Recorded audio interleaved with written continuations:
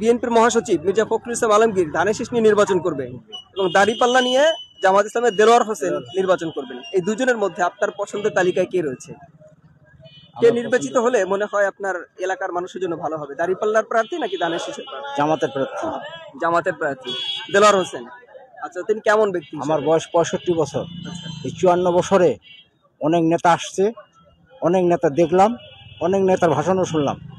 মির্জা ফখরুল ইসলাম আলমগীর থেকে শুরু করে কেউ এখন পর্যন্ত ঠাকুরগাঁয়ে যে দুর্নীতিগুলো কমাইতে পারেনি, আর কোনো নির্যাতন, জমি দখল, এটা সেটা। আমি একজন গরিব ব্যক্তি, আমারও এই অবস্থা করছে, বুঝছেন। বিধায় আমরা এবার সমর্থ জামাতকে দিয়েছি। আমার বাড়িতে ভোট মিনিমাম 10টা, আমি জামাতকে ভোট দিব। আমরা ভোট হচ্ছে কয়টা?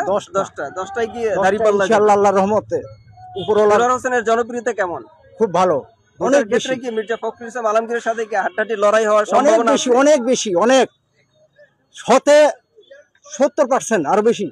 70%-এর বেশি ভোট পাবে জামাতের প্রার্থী। হ্যাঁ, জি জি জি, ইনশাআল্লাহ আল্লাহর রহমত। আচ্ছা আচ্ছা আচ্ছা। বুঝছেন। তিনি নির্বাচিত হলে সবকিছু এলাকায় দুর্নীতি, চাঁদাবাজি এগুলো কমবে? অবশ্যই অবশ্যই অবশ্যই।